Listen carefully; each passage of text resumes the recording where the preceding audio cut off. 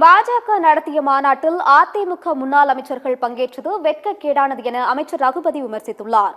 புதுக்கோட்டை திருக்கோகரணத்தில் வேளாண் கருவுகளை பழுது நீக்கும் பராமரிப்பு தொடர்பான முகாம் நடைபெற்றது. முகாமை தொடங்கி வைத்த இயற்கை வளங்கள் துறை அமைச்சர் ரகுபதி பின்னர் செய்தியாளர்களை சந்தித்தார்.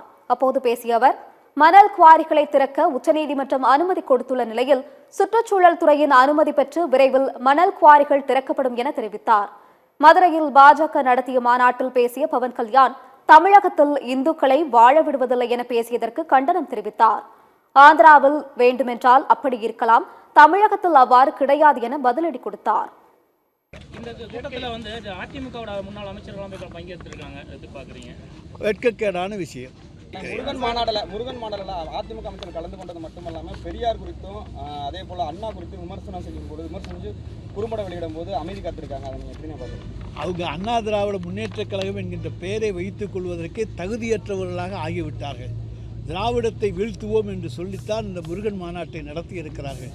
அவருடைய கட்சியினுடைய பெயரிலேயே திராவிடம் இருப்பதை எடப்பாடி பழனிசாமி தூக்கத்தில் இருக்கின்ற பொழுது அவர் மறந்துவிட்டார்.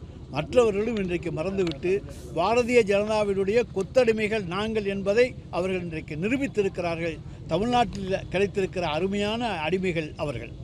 பள்ளிக்கு செல்லும் மாணவர்கள் உத்தராட்சம் அணிந்தும் திருநீர் அணிந்தும் போகணும் அப்படின்னு சொல்லி அண்ணாமலை பேசியிருக்காரு அதே முருகன் மாநாட்டில். அவர் அதெல்லாம் அவருடைய மாநிலங்களை போய் நடைப்படுத்தி காமிக்கட்டும்.